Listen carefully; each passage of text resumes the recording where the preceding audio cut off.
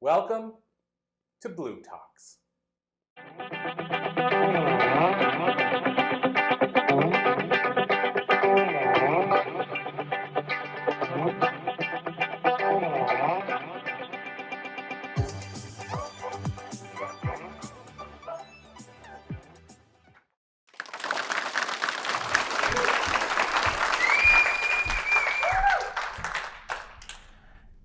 Thank you, everyone.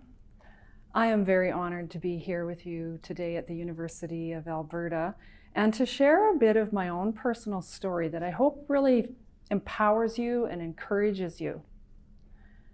Hi, I'm Deena, and I'm a recovering invisible woman. Now, you might see me today as a very confident person who is speaking up and creating change, but it hasn't always been that way.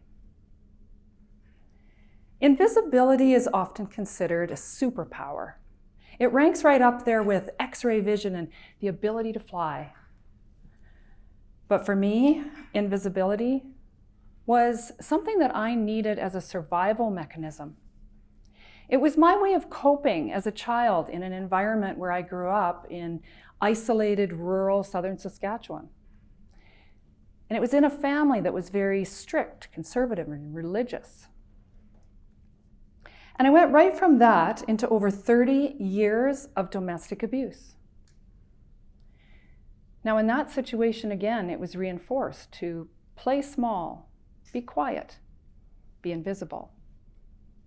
And I might be safer. So I used invisibility as a way to try and protect myself and my children,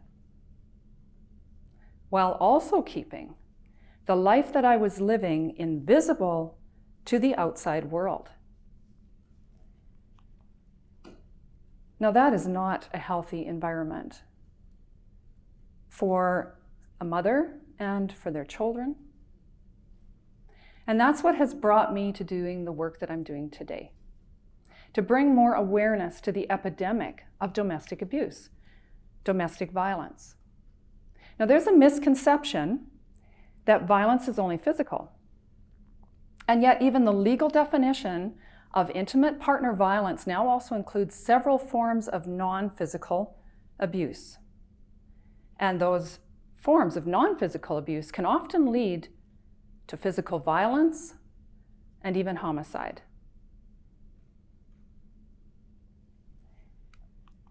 In communities across Canada, they are now recognizing and declaring an epidemic of abuse. Did you know that the highest per capita rate of domestic abuse in all of Canada is happening in my own hometown of Red Deer, Alberta? And that's just the cases that we're aware of. I want to ask you to try something. If you can take a look to the person on your right, and now take a look at the person on your left. And in that group of 3 people, statistics tell us that one of you is very likely to develop cancer in your lifetime.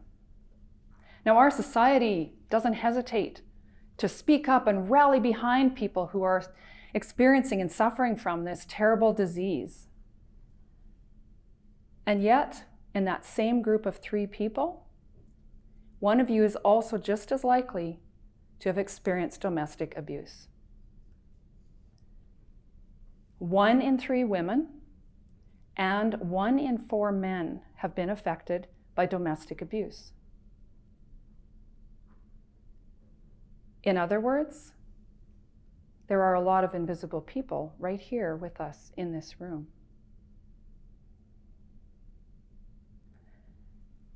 This is not healthy. This is not safe. This is not necessary. This has to stop. This isn't a private matter. This is a community issue. So, what can you do? Don't turn the other way when you feel uncomfortable about hearing these statistics and knowing this.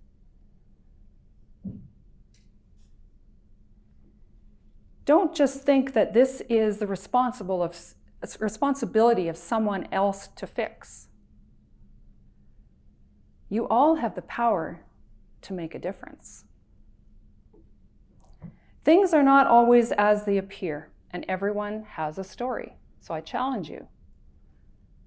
Get curious. See the invisible ones around you.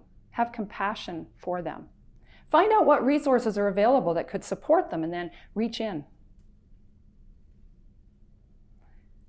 And wait and be ready for when they're ready. No judgment, just compassion. Now here's another opportunity for you to consider.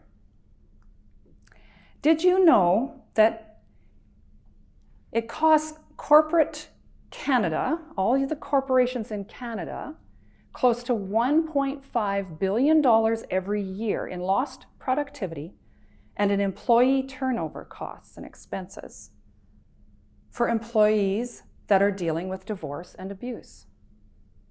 Now, if we can support them with the right resources in a safe, non-judgmental environment, then these employees who are faced with these difficult challenges can thrive in this corporate community where they spend the majority of their time.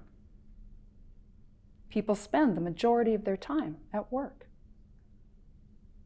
That's often where they are safer as well. This is a golden opportunity to be able to support them. And when they thrive, then they can face and overcome this violence. They can be victors over violence. So get curious. Don't be afraid to have those tough conversations. There are ways that you can prepare for that. You can learn how to have those tough conversations. You can find out what resources are available. Let them know you care, let them know they matter, and then help them find the right resources to support them through this. It's time for us to speak up for those who aren't safe to do so. It's time for us to see the invisible and to speak up for them so that they can become safe to use their own voices. You have the power to make a difference for people in our world so that it's safer for them.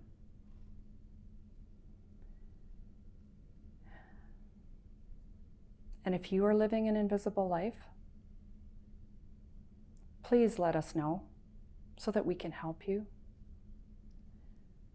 You are safe to share your truth with us. We believe you. You are safe to be seen by us. You are not alone. You are not invisible. Let's talk soon. Thank you.